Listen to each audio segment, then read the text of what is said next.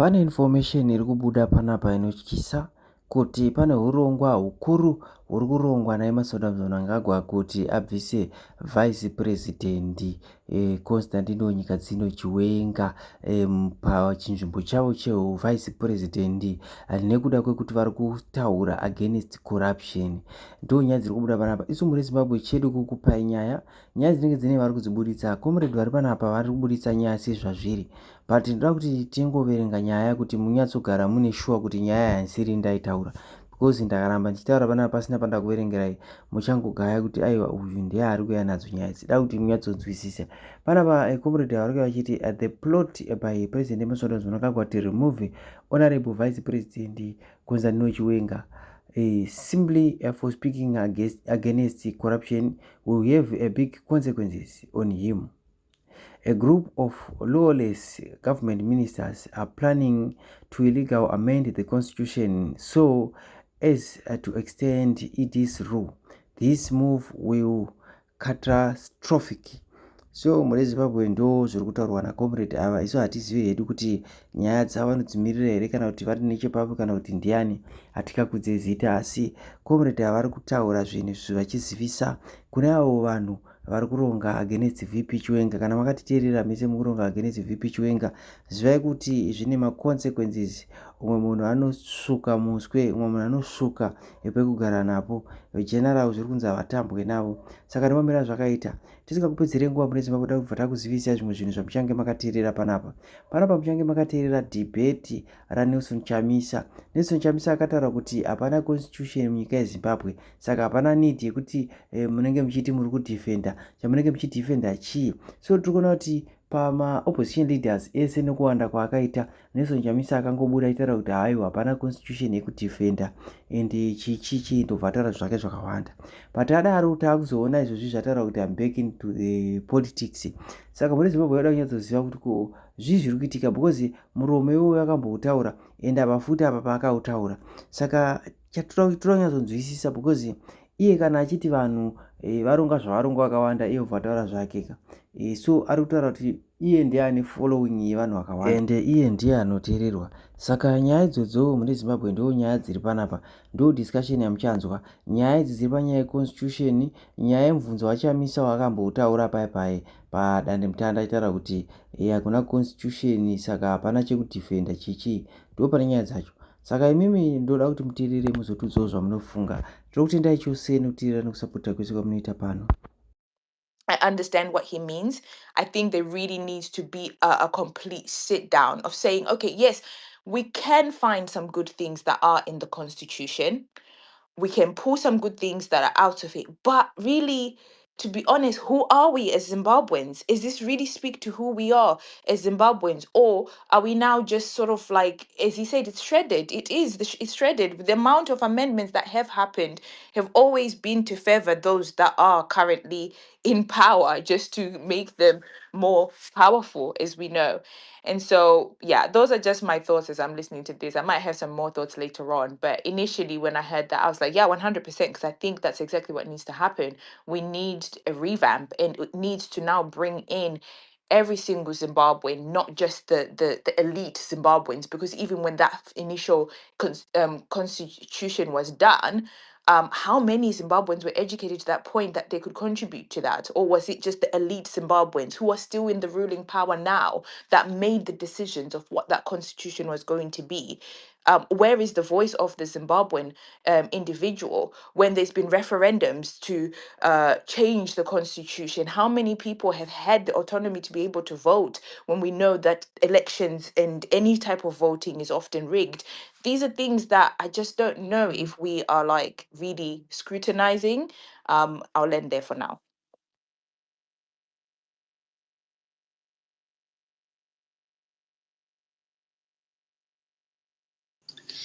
Ndotaura here nini because naona avapedza saka no mira yenyu mofu pane vauya imimi musati mauya saka chimbomirai ndichakuudzai pekuti zvonenge mutaure. Right, focusing on the shredded and mutilation part of his claim. I know that one, it is a political language that he was using right there. But beyond it being a political language, it is reflective of the real debate that is going on right now. Because I pointed out, Kuti, the constitution is there on paper. It has not been repealed, it's there on paper. But there are things that have happened that have kind of weakened its authority. And even if you look at the 2017 coup, that was not a coup. That right there did something to the constitution. We've got selective application of rights, and we are witnessing that. We've got amendments that centralize executive power, and we're witnessing that. Appointment of judges, etc. And we've got institutions that are lacking in independence. They're lacking when it comes to the aspect of independence. So the aspect of it being, shredded, I'm quite sure, we all understand that not to necessarily mean that the text has disappeared, nothing is there anymore, or the text is disappearing, nothing is there anymore. But I want to believe even he alluded to that. That is speaking to an aspect of constitutional order. And when we talk about constitutional order, maybe we might not understand what it is that is trying to communicate, but it speaks to the culture of respecting the rules, the limits, and the institutions. And that culture has been eroded. So whether we agree or we do not agree, the claims that he is making, they speak to a wider concern, Dr. Moses. And that concern, Dr. Moses, is the gap between the constitutional promise. Because when they speak about that constitution, they say it's one of the best written constitution. There's a constitutional promise in that document. So the gap between the constitutional promise and the lived reality in terms of some of these things, that I've spoken about, is so much widened to such an extent that we are even questioning ourselves whether this here really functions, whether this here is still safeguarding our interests, or whether it still exists. So when he then says there's no constitution to defend, Dr. Moses, your understanding of that statement. Yeah, thank you, Uncle Jed. Thank you, the previous speakers, the listeners, and it's a very interesting discussion. I will start by saying that this is not the first time, Uncle Jed, that Advocate Chamisa has said that there's no constitution to defend. I think he said it some time back, in response to someone on Twitter. So I don't think that this is metaphorical. It is not metaphorical. In any case, if it was metaphorical, then, and he realizes that people are misinterpreting the meaning of that statement, then he has the responsibility to communicate and clarify, which he has not done. But the truth is that this is not metaphorical. It literally means that we have no constitutional order to defend. But I think I will start with an appreciation of the struggle for a new constitution in Zimbabwe. The first constitution that we had, probably the benchmarking one, is the Longest House Constitution. And this Longest House Constitution was amended a number of times, and beginning the late 1980s to early 1990s, we started to see civic organizations such as the National Constitutional Assembly are criticizing the Longest House Constitution, saying we want a new constitution, a people-driven constitution, which culminated in the draft constitution of 2000 and a referendum where that draft constitution was rejected. And then we now had the unity government, and then this 2013 constitution. So you have to appreciate the kind of struggle that went into the search for a people-driven constitution in Zimbabwe. You understand? And I can say without any doubt that yes, this constitution has areas where it needs improvement. That's why, even when it was passed, people like Professor Maduku said, no, this is not, the ideal constitution we wanted. People like Takura Jangaja said, so there are people who questioned it. But the bottom line is that I think it is one of the ensuring achievements of this struggle for a new constitutional order, especially when we look back to the unit government. That is something that stands out as an achievement of the unity government, right? This is how I see it. So I think it's very important. Then there's a difference. I think there's a difference between a constitution and constitutionalism. The constitution is, of course, the text, and constitutionalism is the culture of respect for the text. So I think he is confusing these two things. And as an opinion leader, he should be, he should be careful of what he says, because we definitely have a constitution which has to be defended. It is a constitution, I think previous speakers like Dr. Tadini have highlighted, it's a constitution with an extensive bill of rights, for example, that cannot be willy-nilly amended. It's a constitution which even people like Magaisa talked about. They talked about the kind of struggle they went through to come up with that document. And there's somebody who talked about defending the zones of autonomy, right? In any struggle for democracy, there are incremental gains that you make. You may not be happy with them, but at least you have something to protect it. Then you expand it. That is what I think is this constitution that we are talking about. Then so the issue, what we do not have in Zimbabwe is constitutionalism, respect for the constitution. And it is our responsibility to uproot that and say, let us respect this constitution. So we have a constitution to defend against unconstitutionalism.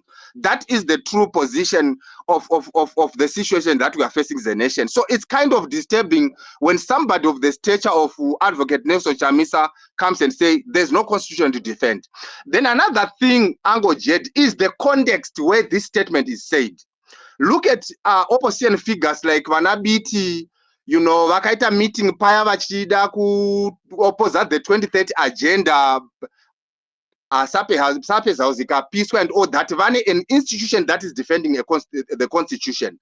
Recently, we saw Anangar women and other guys say establishing an organization to say we need to defend the constitution. Then a leading opposition figure comes and say there's no opposition to defend. It's a nullity. I mean, what kind of message does that send at a time when we need all hands on the deck? Okay, we need to all hands on the deck as the opposition to say we are facing an existential crisis, especially our constitution. So so the question now for people would be say, who is the beneficiary of the statement that there's no constitution in Zimbabwe? We have no constitution to defend. Because in any case, if you want to fight anything in Zimbabwe, you have to make reference to the constitutional order. You understand? But if you now say there's no constitution, it is a kind of statement that actually, for me, ZANU-PF would be happy to hear such a statement, because then what are you going to use as the basis to resist what they are doing? So for me, it is very worrisome, and I would expect someone like him to have certain people who can conduct research for him and give him an understanding of some of these issues, rather than just talking like that. You don't need to come back like that, and then it's unfortunate, Ango Jed, that we are actually discussing this, and it came from a leading political figure. Maybe as I learned, there's something I wanted to say. Okay, so you can't say there's no constitution to defend. There's someone who talked about contradictions, and then you say again there's an overthrow of the constitutional order. Those things they don't speak to each other, Uncle Jed. The moment you say there's no constitutional order to defend, then I can assure you, Uncle Jed, there's no struggle that you can fight. You literally take every ground from under your feet. So you can't oppose the 2030 agenda without making reference to the constitution, for example. So it's wrong. Then my last point is that you can't say let's defend the country and there's no constitution to defend, let's defend the country. You can't separate the two. The moment you talk about the country, you are actually talking about the constitutional order. It's practically impossible, Uncle Jed. So what is a country, Uncle Jed? What is a state? For those who studied international relations, according to the Montevideo Convention, a state has 4 criteria. It has a permanent population, right? It has a defined territory. It has a government, and this government is the administrative authority in that country, but it gets its authority from the constitutional order, and it must have the capacity to enter into international relations. So, and it must be recognized by other states. So you can't talk about defending a state or a country and then you say there's no constitution, there's no constitution. I mean, literally, we don't need rocket science to say this, Uncle Jed. The starting point to defend any state is actually the constitution itself. Even if you may not be happy with the provisions, even if it needs improvements. So I think you needed to point out, like Dr. Tadin said, the areas that are being mutilated and the areas that needs to be improved. But at least there's something that is worthy of defending. I think I'll end there, but it's very unfortunate that we're having this discussion. Right. Yeah, I've seen Prince, you know.